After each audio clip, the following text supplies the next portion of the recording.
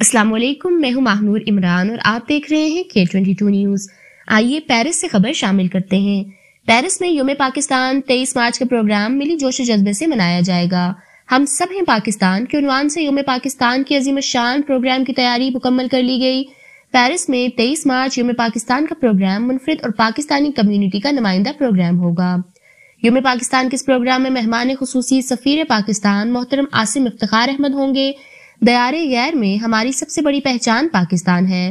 مختلف سیاسی و مذہبی وابستگیوں کے باوجود سب حلالی پرچم تلے سب پاکستانی متحد ہیں۔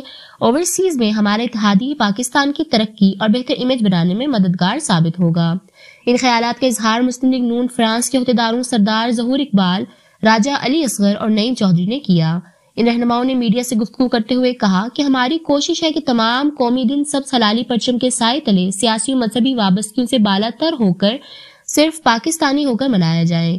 23 مارچ یوم پاکستان کا پروگرام ہم سب ہیں پاکستان کے عنوان سے منایا جائے گا، جس میں فرانس کی پاکستانی کمیونٹی کی سیاسی، مذہبی، کاروباری جماعتوں کے نمائندے بھرپور شرکت کریں گے۔